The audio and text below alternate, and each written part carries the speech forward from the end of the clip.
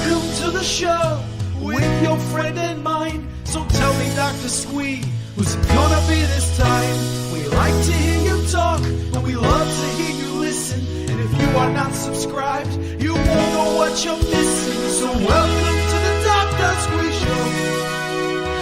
Welcome to the Dr. Squee Show. Welcome to the Dr. Squee Show. Headphones up. Here we go.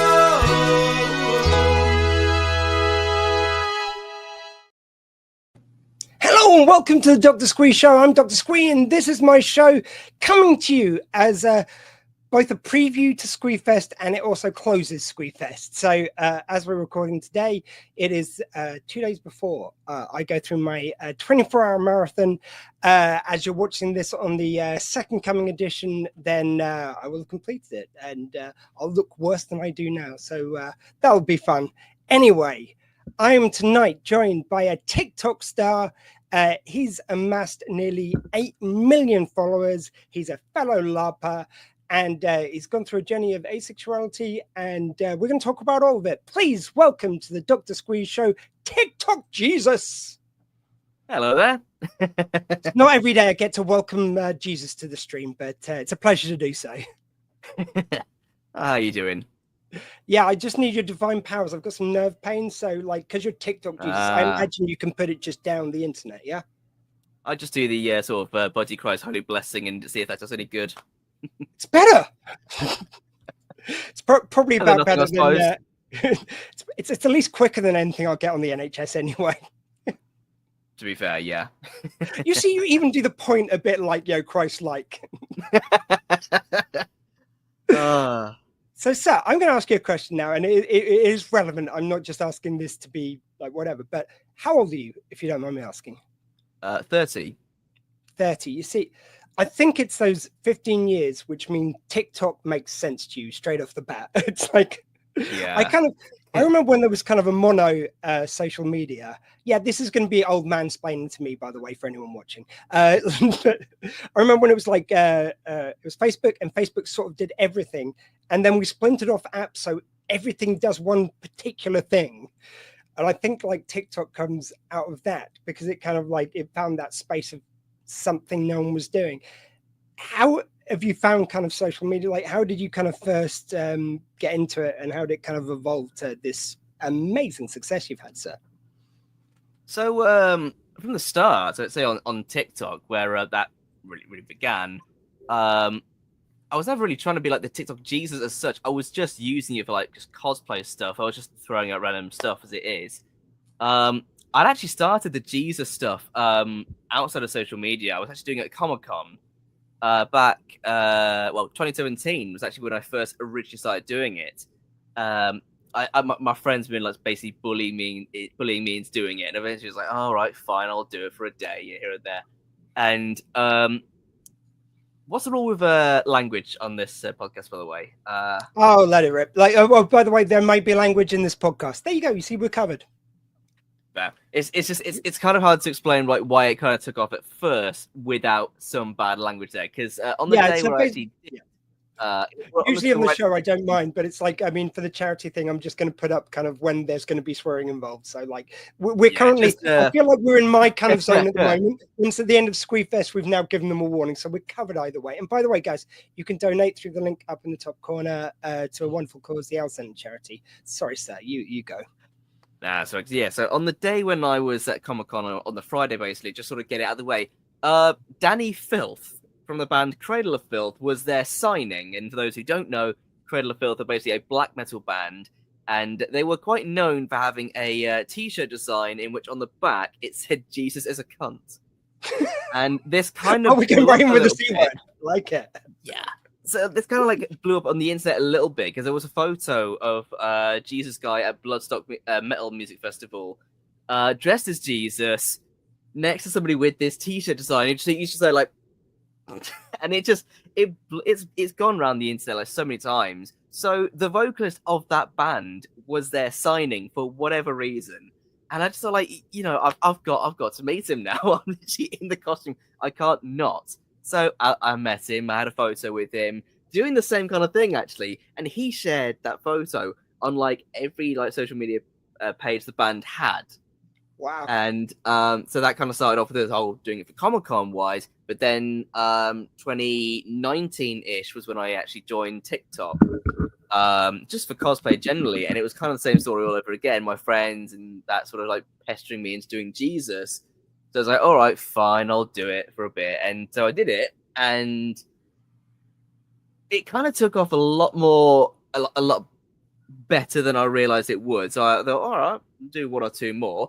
Next thing you know, I'm just known as that guy on TikTok who does Jesus. Eventually, it kind of shortened to TikTok Jesus, and it's like, all right, let's just go with that then. But most of my growth, however, was actually during the lockdown, where a lot of content creators, we had a lot more time to make content. A lot of non-creators were referring to content creators for that content entertainment. So a lot of us creators pretty much thrived in that time, to be honest. And so yeah, there was the comedic Jesus stuff. There was also the LGBTQ plus supportive content as well, which at first for a while I was actually kind of worried that people were going to think I was just sort of using LGBT for like, views and likes and stuff. But no, I never got that actually. All I ever got was people happy that I was actually using that platform to speak on those matters. And once we came out of lockdown, I went back to Comic-Con, which I was going to stop going to actually because of money-wise. But I went there thinking, okay, you know what? Why not go in the Jesus costume? Maybe get a few photos here and there. Oh yes, I got photos, but it wasn't just the photos. It was a lot of people who recognised me and were big fans of my content, taking the time to express how much that content meant to them. And by the end of the day, it just broke me, to be honest. I was like, wow, it's never really how content meant to people in that sort of sense. So yeah, it was a similar sort of thing with I've been hosting Comic-Cons for years now, and there was the first one after I'd been after I'd found out that I most likely had ADHD before I was diagnosed. And there was a guy backstage who was talking to a couple of Patrick Troughton, the second Doctor Who's companions, Fraser Hines and Wendy Padbury, who played Jamie and Victoria. And they were chatting, and he said, it's like, oh, you know what? Like, he was dressed as the second Doctor. And he said, you know what? Watching you guys in your era of Doctor Who got me through some really troubled times at school. I want to commit suicide, but watching Doctor Who just kept me going. It's like the kindness, the spirit of it, the curiosity, all this kind of stuff he was talking about. And so when I went on stage, I was like, yeah, I should be bringing up this stuff. And it happened to be Neurodivergent Celebration Week. And so I said to them, I go, that is Neurodivergent Celebration Week. I recently found out I'm most likely neurodivergent myself. Someone was just telling you backstage what it meant to them to watch your era of Doctor Who. Kind of, how does it feel to have people coming up to you and asking those kind of questions? And they gave a really lovely answer. But afterwards, I've never had so many people coming up to me afterwards and saying, it's like, hey, it's my first time here. I'm going to come back again because you made me feel really seen. Hey, it's really nice to have that mentioned up there. And the guy goes like, "Oh, I didn't know you were going to mention that." And I purposely didn't give any giveaway details because I didn't want anyone to feel like I'd stolen their story, basically. But used it as a sort of more of an allegory. But it's just there's nothing better than that feeling of when you feel like you've kind of made people feel seen. Like I imagine. Yeah, it's the fact that the work you've done has really made a difference to other people, essentially. A couple of years ago, I had somebody come up to me at Birmingham Comic-Con saying that my content encouraged him to come out to his parents, and it just wow, that's big for them. I didn't quite know how to respond to that, but it's wow.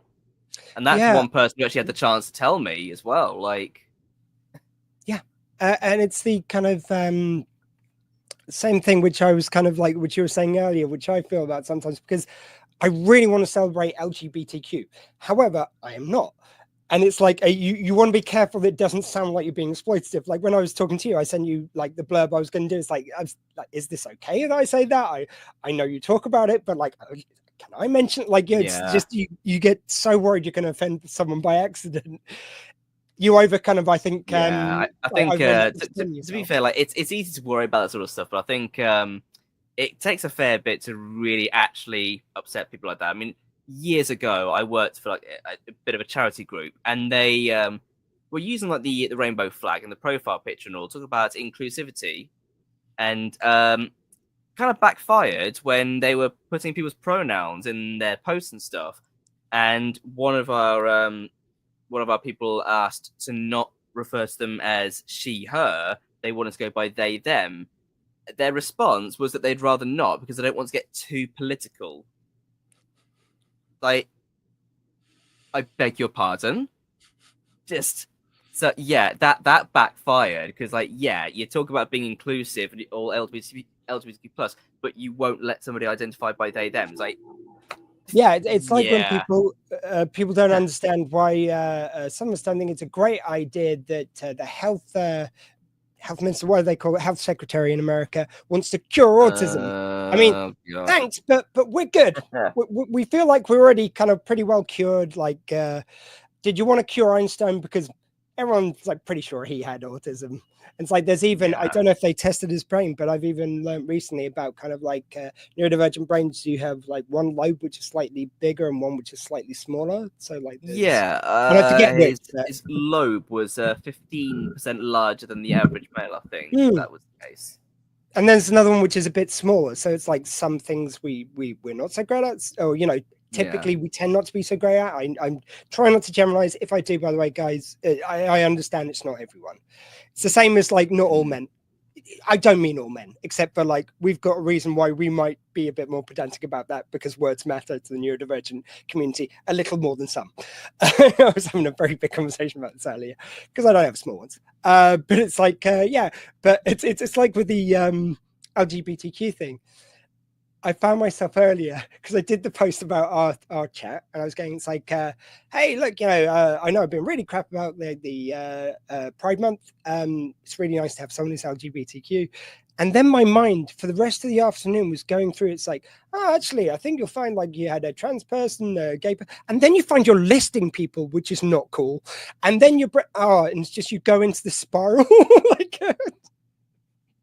Because I'm always ever careful of what I say because so many times someone will be mad at me and I just don't get why. Like it's not ever been to say what they think I've said. Yeah, it's like I've tried to do sort of like education on things here and there, but it's like I try and be careful what I put out there because even if it's just a simple accident, I don't want to be responsible for somebody taking misinformation and taking that further on, essentially. So. Yeah. And you don't want to sound like a platform like mine. There'll be some people that wouldn't question it. Yeah, and I don't want to sound like I'm excusing. Like if I've said something wrong, I own it. Like I want to do better, but just know check if I'm doing it on purpose. Is all I ask people. It's like I just use words wrong sometimes. Getting back to yourself though, sir. So. Was it kind of like overnight then the growth? Did you do anything to kind of cultivate that? Or was it just like thanks to Danny and the Comic-Cons, that's like it just grew from there? Yeah, I think I found because like originally at Comic-Con, I was a bit reluctant to doing it because I thought it was at the wrong sort of time, sort of place for doing that. No, because I'd never seen people doing Jesus cosplays like at Comic-Con. There might have been, I just hadn't seen them, and I just thought it was the wrong place for it. But I actually had a lot more fun than I realized. And it was kind of like one of my sort of starting points of realizing that at Comic-Con with cosplay, I've had the most fun with cosplays that took the least time and effort to do than those I've spent a lot of time and money on. Like I've had a whole like Mandalorian sort of suit I did once, and I have barely worn that anywhere.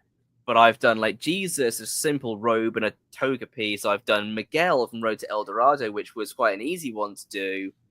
And I've had the most fun with those ones. I look at the ones I spent the most money on. I think like, how many times have I actually worn those compared to the simple ones I've had the most fun with? I go around Comic-Con with like Jesus and a baseball bat. And then just like sort of bonk people here and there. Like the amount I can do like for content. Negan Jesus. Cosplayers. Yeah.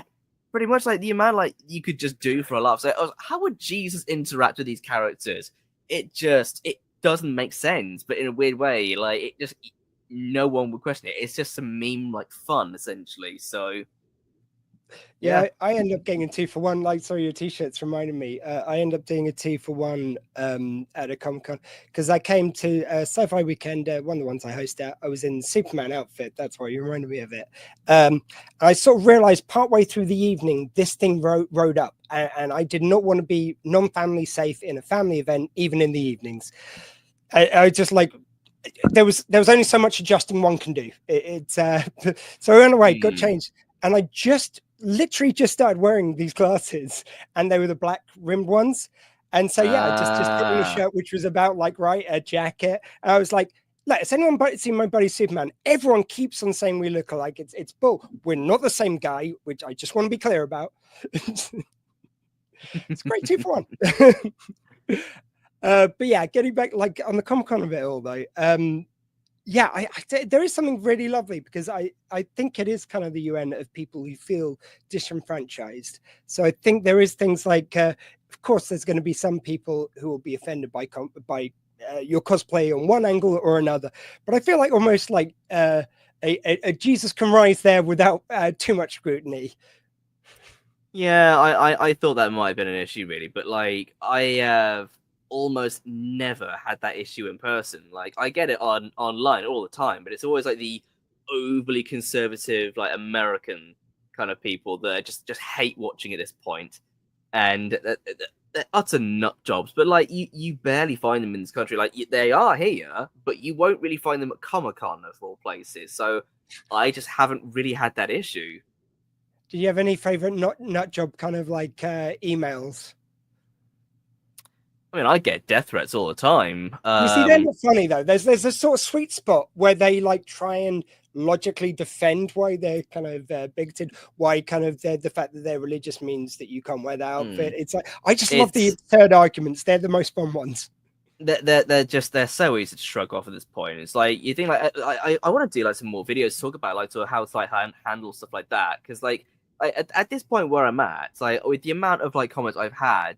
I mean, you get the kind of urge at first every now and then to bite back at a comment here and there, and then like the more they sort of come in, you might leave the odd one here and there because you got better things to do. You might wait for a better comment. Then eventually you get more selective over which ones you even bother dealing with, because after a while it's just the same old shit. There's no originality to half the insults there, and so like with me, it's like I'm at a point where like no matter how horrible the messages might be, it's like at this point it's no different to back in the day with the Xbox 360 Call of Duty lobbies when you've got 11-year-old American kids saying, "Oh, I'm gonna fuck your mom, I'm gonna kill your mom." Like, yeah, sure you are. Just it's honestly for me it's like no different at this point. Like I've had people say, "Oh, if I see you in person, oh, I've got your address, I've got this and that." Like, yeah, sure you do.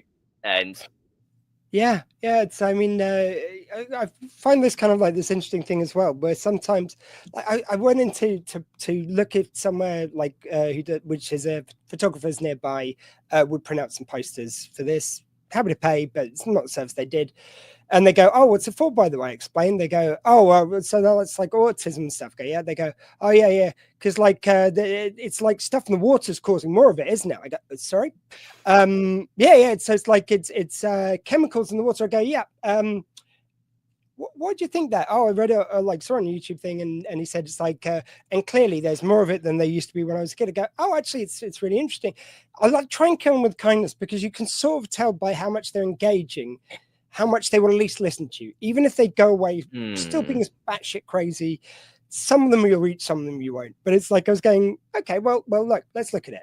There is more people being tested, so you're going to find more people. And if you look at things like Bedlam and stuff, if you look at the kind of reasons why people are in there, a lot of those people would have been autistic and had these mental differences that you're now seeing as brand new. Like I bet there was some thickies and lazy people at your school. Oh yeah, they were probably like autistic, ADHD. Were they really distracted by butterflies and stuff? Yeah, probably like ADHD. It's like, and I could hear him listening. And it's like, oh my God, I am both so happy you're listening, but so sad that you listen to this with you fall into that sort of stuff. YouTube. I even found myself saying the phrase, peer-reviewed studied. It's like, why are you even bothering busting that out? Because like he's not going to think of that later when it's like your information is just gone on a shelf with the chemicals in the water as possible explanations. No, I was saying to a friend earlier, actually, I can't remember what we were originally talking about, but I was saying like how like in my early 20s, like, unfortunately, I kind of got a bit red-pilled, as you might say, like falling for a lot of like the sort of right-wing media and stuff. And I think like part of the issue is like for a lot of people why they get so sucked into it is like, you know, like politics can be boring. Like there's just like left and right arguing this and that, and you know it's a headache trying to like keep up with both sides. And like I think with like say like right wing media, it's all about here's what the left are saying. Now here's the bit they're not telling you, and you think like you're getting this additional like knowledge, is being left out in mainstream media, and you think you're getting all this additional intel without doing the actual research yourself.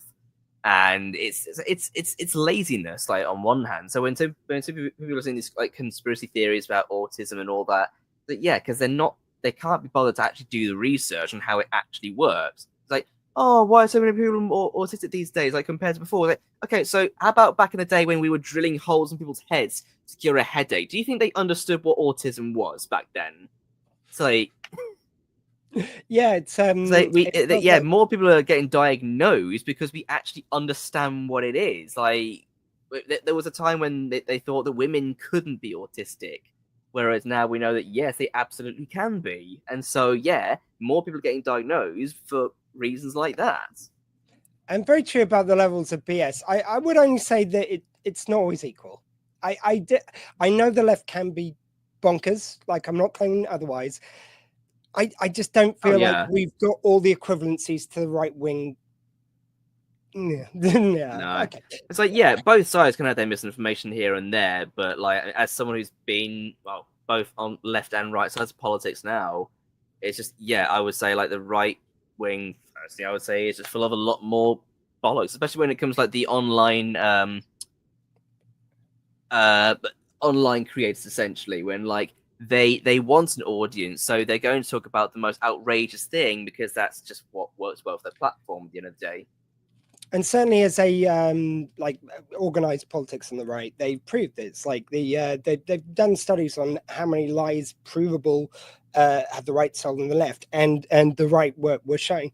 And like I've even heard someone, I think it was Pendula from Bentala, he was talking about it on his podcast, and he said about a conversation he had with someone, and they go, it's like, yeah, but that's how we get the votes now. And it was just like it was normalized to them. And I think you've got a bigger problem. The thing with the left is, I mean, to be honest with you, we're more likely to just not like because no one's pure enough. We're purely lefty enough. We're just not likely to vote for in enough numbers for one person. That's our issue. Like the worst we're gonna do is be too chilled about it and not get anything done. At least we haven't done the. It is an issue that's getting people like to actually pay attention to politics. There's an entertainment sort of element in there, which like they're trying to sort of like work out essentially ways to connect with the youth essentially, and sometimes the way to do that isn't always the most genuine. I mean, look at Andrew Tate. Yeah, exactly. Oh yeah. But it's kind of that's fascinating. I didn't think you would have come from that space. Like was there kind of like a moment at the beginning and a moment which cracked you from kind of from the right, or got you onto it? And I don't want to say cracked. I don't want to like I'm not just saying the right in all terms, but what got me going one side to the other, essentially. I think, what got you over to the right and what got you away from it, like in the end? There's no solid thing that really like snapped for me as such, but I think one thing that really kind of got me sort of questioning on my source of what I was listening to is like there's a lot of like right-wing media is always about like anti-LGBT, so oh, they're doing this, they're doing that, oh, they're mad, whatever. Actually meeting them in person, it's like they're just normal people that want to live ordinary lives. Like that sort of media is always saying, oh, they're looking to take away your rights. They want extra rights, additional special treatment. Like, no, they don't. They just want to live an ordinary life without you bullying the shit out of them. Yeah. I mean, it's when it comes to it's like I've got some people who disagree with me over the kind of trans issue of children transitioning, and I understand it. I understand their argument. I just want to be genuine about the fact that I understand their argument that to their feelings that is mutilating that child's body. I'm not saying agree, but I understand their point of view. Yeah. Like with children, I understand that caution. To me, I see also the suicide rates of teens who are stopped from transitioning and stopped from living their authentic life. So that seems like sensible. Like if we could just admit that we both, like on some of the issues, we've both got a valid viewpoint and start from there, as opposed to taking fucking photos on yachts with cigars in our hands, going, "I love it when a plan gets together." That's just fucking evil. I don't care which side you're on. That is evil. That's spiking the ball after you've just taken away the rights from someone. Again, there might be an argument that you could make, but that isn't making an argument. That's bullying. I think with the trans one with the kids, I've certainly had a lot of people like arguing with me on that one, but they don't tend to actually argue like with me. They tend to argue right past me on that one. It's like they say about, oh, they're doing like a mutilation surgery on children. Like, no, you can't do that until you're an adult. So you can go through the puberty blockers, but those are completely reversible. And what isn't reversible is puberty. So I very much simplified the argument. It was just to make the point of like, if you can see where someone's coming from and you can have the conversation, you're more likely to change someone's mind who's reasonable. There are some people they're never going to listen to. They have decided this. Yeah. It's why, like, I feel like we've got to show the example of not being that. It's why I don't exactly do like debate sort of stuff online, like straight like live debates and that, because like you are not going to change the mind of the person you are talking to. All you're doing is just a fight between who's got the most dedicated audience, because you get two big content creators and like I might debate some points that turn out to be false, and I would still have followers that would still praise me for it. Whereas it could be the same on the other side. Like, no one really learns from each other. They're just pointless at the end of the day. So it's why like I might make response videos here and there, but it's not because I'm trying to convince the other person that they're wrong. It's because I know what kind of content they put out there, and I'm putting my sort of response out there for other people to, because you never know who might learn from it. Like for example, I've done plenty of content like LGBTQ plus and all that, but I did one a while ago when it came to, say, Black Lives Matter. Like whenever it sparks in the media, it always sparks the All Lives Matter sort of crowd as well. Yeah. And so one thing I kind of noticed was that no one was really explaining like why it was such a controversial thing there. So I took the time to basically explain, like, right, try and put yourselves in the shoes of a black person. You go through the racism every day. Like, you know that it exists. We've had comedy out there for years laughing about it because there is a truth to it. You know it's there. So imagine, like, you go through that on a daily basis for years. You're in your adult life by this point. And when it's finally being discussed about in media, white people come along and say, well, what about us? It's always been our turn on that matter. So that was my to basically try and say, like, try and put it from their perspective there, to try and explain why, like, in itself, it may not be an issue, but you may be contributing to basically silencing the actual conversation there inadvertently. And the video didn't get very many views in the end, but I had a couple of comments saying this was the first video I've seen that's not immediately screamed racist at me. Thank you. And yeah. I think that's a win, because it actually got some people to actually understand the point there. Yeah, I mean, I can sort of, this is why I go in with, you see, because it's like when I'm in the pub and someone just starts, even with a flippant comment about like I'm a vegan as well. Who knows what I'm going to go on about first, the veganism or being neurodiverse? Who knows? But anyway, and it's sorry, that one just makes me laugh about the vegan one, just because someone like this happened quite a few times where someone's just been talking about some steak they're going to have and some fast food that someone else went for. They've had this whole food conversation. Meat has been mentioned in every dish that they mention. And then they go, oh, what about you? I go, oh, sorry, I'm vegan, so I don't have it. It's like, oh, I thought vegans went on about it. Yeah, thank God you guys are so whisper quiet about your meat eating. You never mention bacon at all. Yeah. But anyway, sorry, I digress. But it's when I've had that kind of flippant comment. That is a sort of good example. And then I've gone, it's like, well, actually, like you've just had a conversation where you've added talked about like meat dishes, just veganism. Like a lot of our stuff tends to be vegan chicken, vegan. So the word vegan's in it. It's like hard baked. It's there. It's kind of like I've always thought about how like Family Guy did a little scene that sort of joked a little bit how like Stewie ironically was the one kind of like why was it all in your face about their gayness? I'm not at all in your face about my straightness, am I? Like no, you are not. Yeah. It's a bit ironic it's coming from Stewie there, but it's the fact like, yeah, it seems normal to you as a straight person because that's just like what's like seen as like the ordinary when you've got like sex is just like everywhere, and it just seems like they've normalized it to be one way, but as soon as you talk about it being the other, so they say, oh, why are you always talking about it? Because you're always talking about it. You just think it's normal. On your side, almost like and like media, like a kids' film where they might have like a gay person, so they get so angry about it. It's like, right, so it's okay when you have straight couples like just kissing and that, but as soon as a man kisses another man, suddenly it's sexual for children. It's like, no, it's like that's not how it works. It's kind of one of those things, though. I always feel like it's conceived wisdom. So when someone comes in with a line like, all vegans go on about it, I then pick it apart a bit, and then sometimes they're just a dick, and then they'll just repeat what they've said in another term. It's like, oh, you're just an asshole. Fine, bye. But other times, I genuinely love it when they then engage me with conversation, and then I can see those little cracks. I can see someone moving. I don't think by the end of the conversation they're going to be like going to Linda McCartney's, but like it just tends to be that at the end of that conversation they'll realize that vegans aren't all like the stock answer they've just said. Like, I'm a human being, I'm not a stereotype anymore.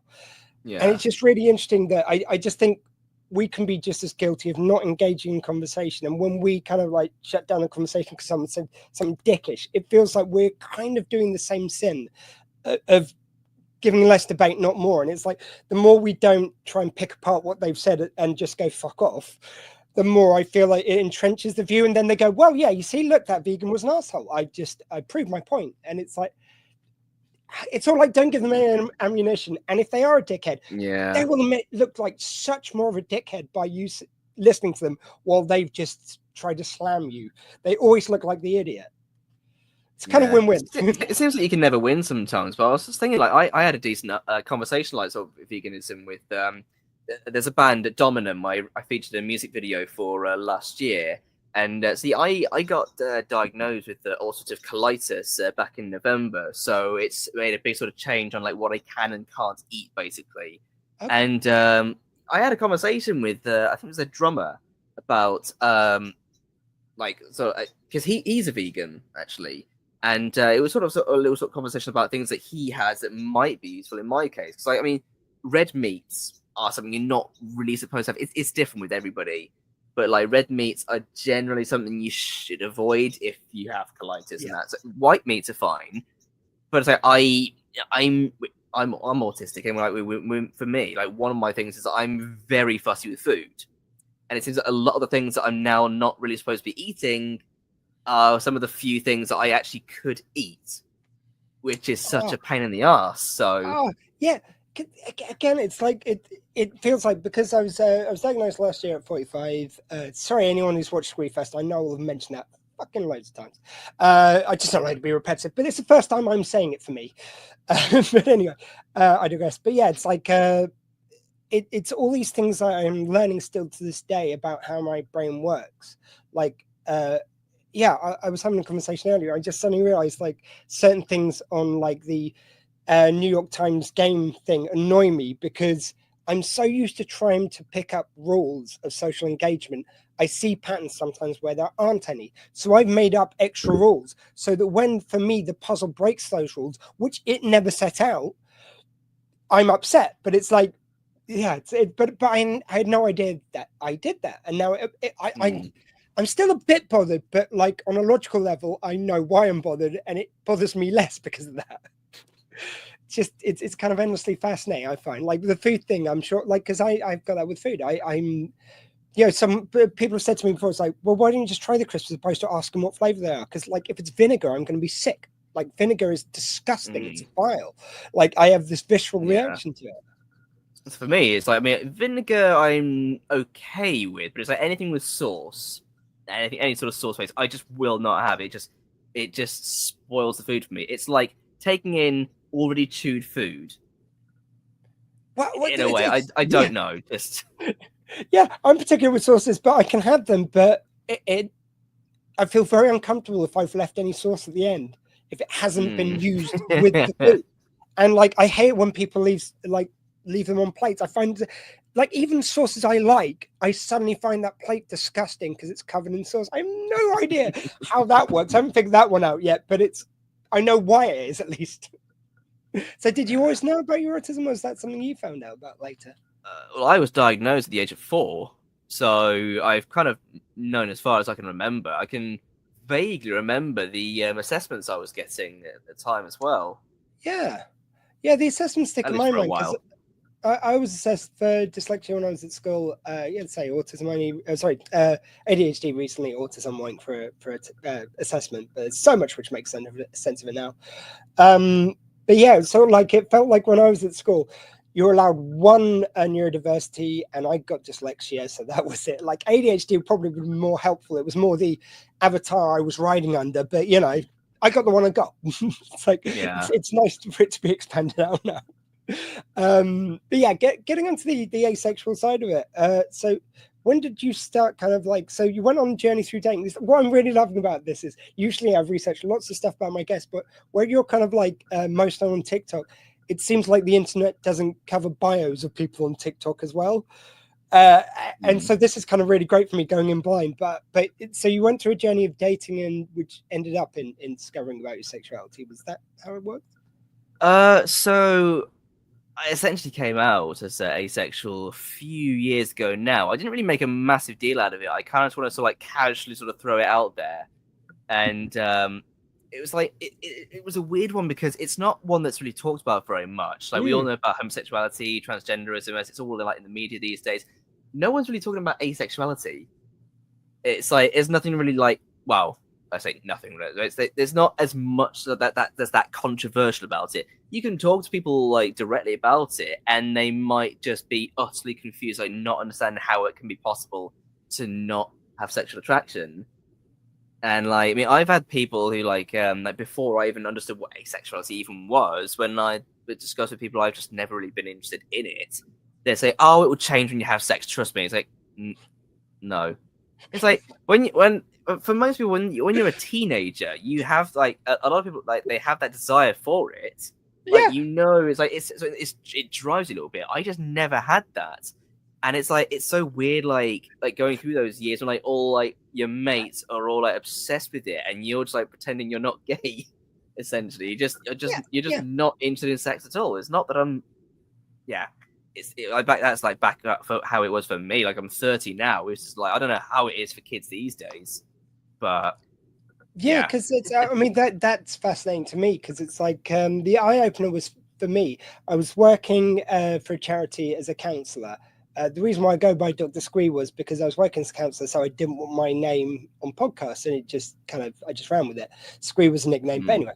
And I was working for this charity in Southampton, and part of the work was going into some schools and some unis. They got some work every now and again, and I went into one school, and there was this girl who's talking about her girlfriend, and then she started talking about other girls she'd seen before, and this couple and that couple and this gay couple and this trans couple, or this trans person who's in a relationship.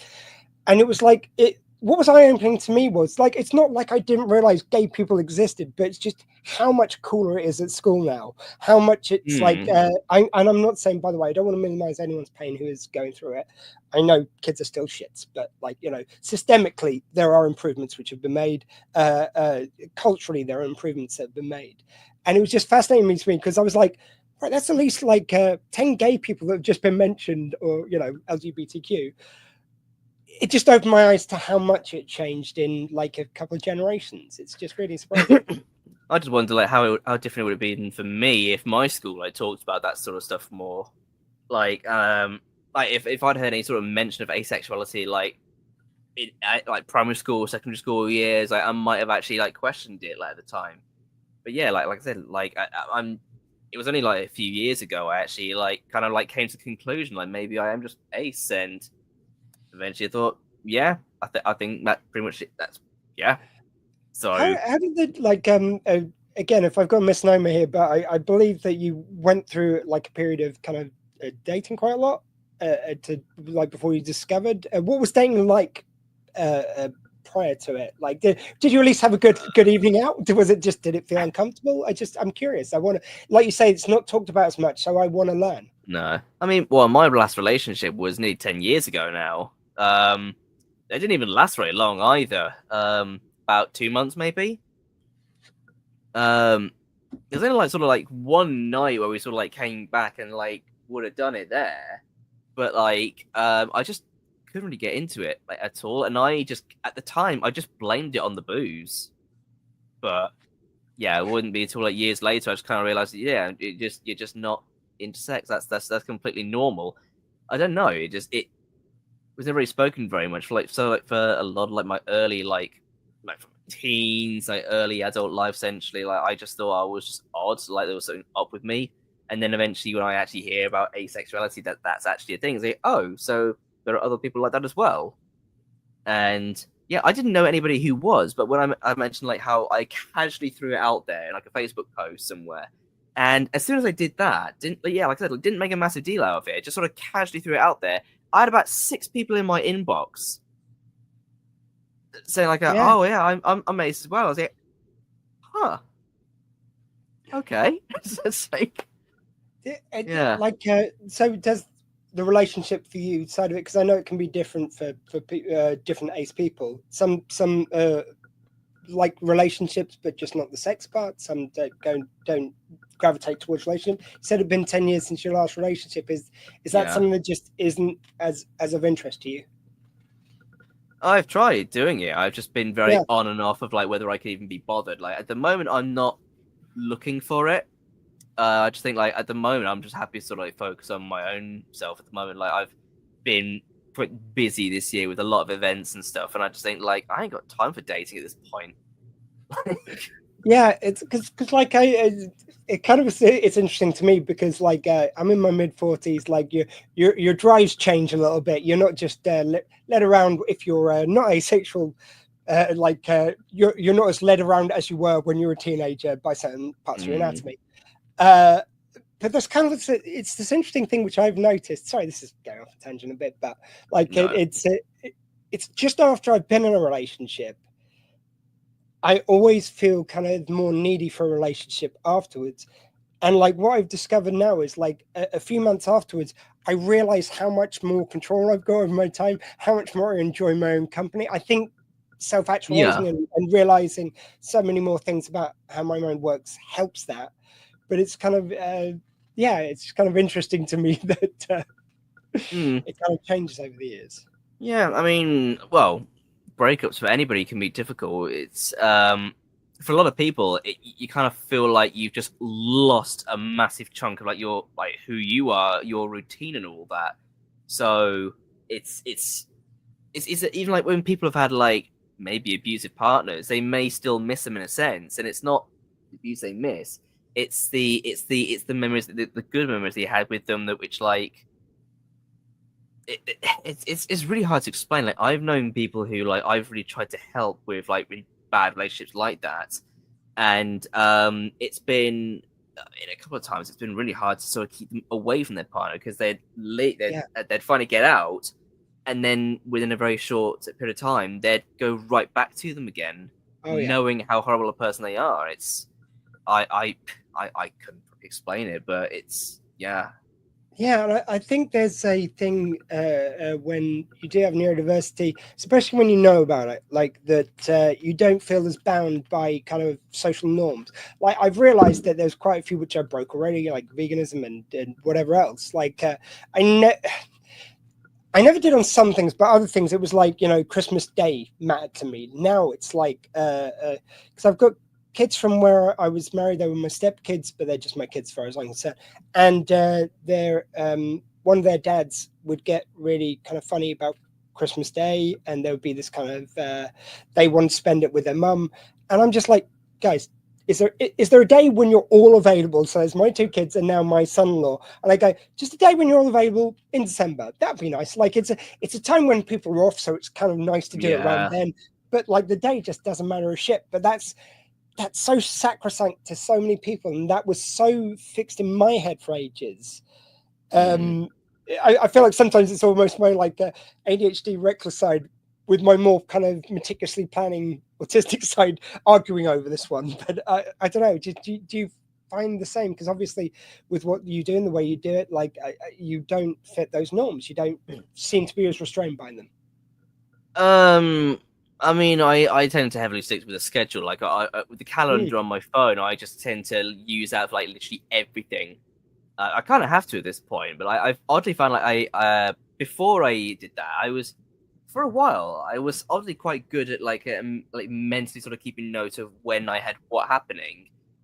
But like as soon as I started using the calendar, it's like that ability to kind of like went. So I now have to use that calendar for everything now, and it's like there's just a lot I've been doing at the moment. Like I've decided like with Comic Cons, I'm quitting cons for the time being, at least the big ones like London, Birmingham, and that. But because I want to like focus on other things like instead, like this fantasy events, a whole group I get involved with for fantasy events, fantasy shoots. Are you at fantasy forest? Fantasy forest I'm going to, yeah. Yeah, we're gonna meet up. Yeah.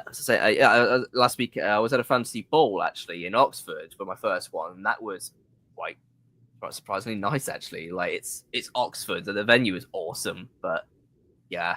So, but like there's just so much like I've had going on. It's been a busy spring. It's gonna be a busy summer, especially with Fantasy Forest and all. So I need to like keep it on a calendar, and it almost gets annoying like trying to socialize and meet with people. It's like, right, which weekend do I have available? I've got one weekend in 2 months' time. It's like, yeah, I feel like I've got a really good balance between the two. And again, this involves, guys, this does involve some generalizations, but like basically, the ADHD was sort of like the way I've always described it is like the ADHD was at the steering wheel, dyslexia was next to it, getting blamed for everything, all this crazy driving, and then autism was tied up at the back gagged. Since I got onto the medication, it felt like the ADHD had just calmed down a little bit. It gone in the back, like, you know, they were taking turns driving. You know, you're really good at these kind of roads. You're really good at these ones. Like, just stick to your own lanes. And so it just created this kind of bounce within my head. It's like the ADHD was just a crazy amount of ideas just always going through my brain. I'm trying to focus on every conversation around me, that dog barking 3 miles away. Like, you know, it's trying to capture every track. And there's a ridiculous amount of tracks happening. And it's like the medication just allowed it to like, it was almost like the autism to catch up with it. Again, it's generalizations, but it's like the autism sort of represents organization to me because I've never had that side. And as soon as I could process all these crazy ideas and like park some of them and decide to follow some of them, I could organize them. And I had this like, as I say, these kind of traits which are always I knew were stereotypically autistic came to the surface. And it's like, oh yeah, I've always been doing that. It's just it's been so buried. It's endlessly fascinating to me. So I realised that isn't a question at all. It's just me running. I did want to talk LARPing with you though, sir. You're a LARPer like myself. Which system do you go to? Tell us about your LARPing. What's your current character? At the moment, I largely mainly go to Empire. I've been going since end of 2023. I was in the league, but my group that I was with, they basically disbanded. They were just new characters, new things. So I transferred into Dawn, essentially. So my character is my first character still. Hasn't died yet. He was a circus performer, essentially, with this like small troupe, very percussion-based sort of group. Same character, but now I've moved into Dawn, the more Arthurian knight sort of nation, and so now I've become more of a jester. But long story short, I've become a bit more of a jester knight, getting a lot more involved in the combat now, and sticking with a good team essentially at Lavender Court. So I joined a bit of the combat at first without any armor. Essentially, I was basically just asked like, am I actually any use in battle right now? Because I've got no armor for it. I have a weapon, But I said, yeah, it's all right. Just don't go like in the front line of battle. Just hang back. Maybe you can help the physic here and there, like helping them retrieve bodies, helping defend them when they're trying to heal people, that sort of thing. So, yeah, okay. Yeah, so it'll be all right. Just stick with your team, and it'll be absolutely fine. It should be fine. That battle was known now as a Sweet Glade Massacre. 150 players. 150 players. Anyone who's watching, 150 is a crazy number to die with. I'm guessing you were going to say. Yeah, it's I don't know like a normal sort of number, but it was. I try and normally explain every now and again. There are about 4 factions. Like I'm talking about CP here, but in that there's 4 or 5 factions. Maybe 6 now, I don't know, something like that. And there's usually like a handful dead per faction. To get 130 is about 100 over. Like 30 maybe. I like you. I don't know exactly, but you can tell by amount per faction that it's not 130. Yeah, it's like there's hundreds that go out there. It's like 4 nations, I think, go into the battle, and then the other 4 can go for what's called monstering, where you can kind of like play as an enemy NPC, just so you can get involved in the fighting without risking your character actually dying, essentially. And they make it affordable for the crew, because they can't find that many monsters. Yeah, literally, yeah. So 150 players, characters dead, 70 of which were my nation, because we were the main nation that actually stayed to fight. I barely made it out of there alive, so it was like my character motivation is like I want to become better, I want to become a more effective fighter, to fight alongside this new family that just accepted me in, and if we fail, then at least can die alongside them, essentially. So I've got a full set of armor now, but I'm not reach the mask now. But I've actually been going in as a knight with the armor, but with a jester mask, to have a bit of sense of humor out on the field, because it's like it's unusual, but it's almost like sort of terrifying at the same time. Me just like sort of staring through the mask with the jingly bells going off. I'm just there with a hammer, essentially ready to hit you with. Essentially, it's such a weird, random concept, but it works. And sneak up the enemy must be a nightmare. Jingle, jingle, jingle. Yeah, but like I've gone for something in my nation for my group now, because in my nation we have something called a test of metal, where you set a task for yourself to complete, and if you are successful in that, if it's approved by your earl, essentially, if you complete that task, you then get to earn the rank of a noble, have like sir in your name, essentially. So I've had mine made official, where I want to pull off a prank in battle against the enemy forces, and apparently I have to make my earl laugh in the process. Now, it's going to be dangerous, it's going to be risky doing something like that, but I think that's the entire point, because the whole thing of like my nation of Dawn is that we do everything like for glory, essentially. So like there's no glory in like, I think one of our guys suggested, like, why not do like a prank against each of your housemates, whatever. I say, there's no risk in that. So like I want there to be a risk. I want there to be some actual glory in there. I want people to be whispering about it like afterwards, like not just pop some random confetti at some random guy in the field. I want it to be a big one. I don't know what the prank will be just yet. I've yet to work that bit out, but I want it to be a big thing that's going to have people whispering about it afterwards. If it's any less than that, I will not accept it. Yeah, there was it reminds me of one which we managed to get some new rules added to the rule book. Essentially, they said we were monstering, and they go, right, you've got to get from one end of that field to the other, based on a kind of like multiplier, basically, depending on how many from your group make it across and how many die, we're going to use that percentage for how many people are on the battle. So there's X amount meant to be in their force. So the same percentage of that force are represented. So say there was 100 like of us there, 1,000 there, they use the same percent.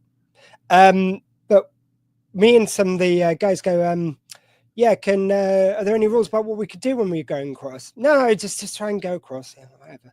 Like, the ref was like trying to get everyone ready, so they didn't have any time for our questions. So we're like, right, guys, there's a ritual circle halfway through there. So when we get there, for anyone who doesn't know, so the ritual circle is just a place where you can incant magical items. There's lesser or greater ones which have different levels of power. So we get into this one, and we go and we start saying these kind of ritual words, and going like, right, is the circle close to this ref? They go, what? You're monsters. I go, yeah. So we stepped into the circle, 4 of us. Is the circle closed? I go, yeah, I guess so. If you've done the thing, yeah. And he immediately, so on the earpiece to the rest of the crew, is like, right, we've got some monsters. They're going to the ritual circle. Apparently, someone called Evil Ref had to be taken off the toilet. He ran off the loo to try and sort this out because no one had an idea how this worked, basically. And we're in the middle of, in the meantime, we're kind of sacrificing limbs from some of us. We kill one of our number as a sacrifice to the gods to basically beam us outside of the field, so we're protected. By the time the refs get back, all the ritualists on site have gathered around. They've told us, oh, right, how many hit points do you have? Like, what? We're monsters. Like, yeah. So say you're statting out of 20 points, which, again, to explain to people, like, if you get 20 points, you've got to pick your skills, which have got different point values. So 2 points for a sword, 5 points for heavy armor, less for light armor, that kind of thing. So we had to just say a number of ritual points we had. So it was like 10, 5, 3, whatever, They go, right, between you've got 20. So they've got to have 3 times that number to break into the circle. So they start forming what they called a ritual wedge, which was one person at the front and they hands-on going back. And they had, as I say, it was pretty much every ritualist on site. They had us dead 20 times over. But as soon as they kind of got the wards of this circle down, and they're still saying, oh, was that successful? Of course it fucking was. You've got everyone here. It goes down. And we start stepping instinctively. We all step towards, with our swords out. And half of them take a step back. You can see these clanky guys who are around them kind of as their security going, oh, get the fuck in there. There's nothing to be scared of. You think that nothing. And they just minced us in a couple of seconds. But I was just so pleased with that little step back. Like you say, it's the thing that people are going to be talking about days later. Yeah, it's got to be either that or nothing at the end of the day. So yeah, I've got all the time in the world to think of what my prank's going to be. I want to make sure it's not going to piss off the staff. It's not going to piss off people as a character. I don't want to upset people. I'm not going to use any paint. If I use confetti, then I'll use flower petal based stuff so that it's biodegradable, and I'm not going to have to tidy it up. But we'll see, because I want it to be funny and I want it to be big, essentially. So I part of me wants to get a dog toy or something, just attach it to a bow and arrow, just shoot it overhead. For a while they had comedy weapons in CP, and it was there was this guy dressed as a chef, and he was told these will have no point value, but he was throwing he was going pie cheese, and he was doing calls they had so you can shout silver and it's got a special ability. It calls basically denote what kind of powers your weapon's got. So he's just shouting these out for no reason apart from just pie is cheese, which was hilarious. It was great. So we're nearly at the end of our time. Thank you very much for joining me tonight. I did want to shout out one of your videos. I watched quite a few of them before now. The one which I saw really made me laugh, just because it's a concept I never thought about. And to mine something which I hadn't thought about from the Bible, I think it's pretty good. It was you talk about God coming from the dead, and now he's this big, and it's just the song was how fucking rude. I never thought about that. It's he died for our sins, sorry, that was it. Sorry, he died for our sins, and then he came back again, basically negating dying for our sins. Oh, it was one of those. It was an audio. It was trending audio that was going around at the time. It's that was rude. That was really fucking rude. It's just some of the videos I've seen in response to that one were just brilliant, dark. But there was one saying when your husband promises to be with you forever, then he goes and then he dies. That was rude. Or a couple with their dogs. When you fly them all the way to fly them all the way abroad and they die. That was rude. So I just thought, how about Jesus when he dies but just stay dead? Well, that was rude. But it makes sense. It's he died for our sins. So if he's come back to life, then he it doesn't count. Sure. Yeah, I'll take that back. On the logical level, I just think it's really clever. Anyway, I was just going to end this by we've been getting people to hopefully we've had loads of them because we haven't had many of them so far. But if you're watching before SqueeFest, please send in your hashtag Think Different. I've decided that's a hashtag. I think I saw it on one video and I've apparently glommed onto it. Anyway, hashtag Think Different and just end the phrase I think differently, because you can write whatever you want, any social media. If I'm on it, everything apart from X, basically, I think I'm on. Tag me in if I'm on it. It'd be great. But sir, TikTok Jesus, throughout all the things we've discussed, how do you think different? Or differently, you can say in the phrase. I got room for the English on this one. I don't know how to shorten it. I've always actually kind of thought of the quote from Uncle Iroh from Avatar: The Last Airbender. And it's important to draw wisdom from many different places. If you take it from only one place, it becomes rigid and stale. Understanding everyone, the elements around you, help you become whole. Sir, come on, like it ain't gonna get better than that. Thank you so much. I've always lived by that, so. Thank you for being here. Thank you very much to Mage and our friend Gareth for setting this up. Really appreciate it. Thank you very much for coming on. It's been a lovely chat. Can't wait to see you at Fantasy Forest and catch up over a campfire and a couple of drinks. I hope so. In the meantime, guys, thank you very much. And I know future/past me gets complicated. Timey-wimey here. He'll have already said it, but thank you so much for everyone who donated during SqueeFest, for everyone who's donated so far in current time as of recording, and future people as well. It's been great. This has been the biggest event we've done yet. The charity were just so wonderful, offering me experts and stuff. So thanks, guys. I'm Dr. Squee. That was my show. In a world where you can be truly anything, please be kind, and thank you to TikTok Jesus. Actually, sorry, it should be TikTok Jesus be praised. Sorry.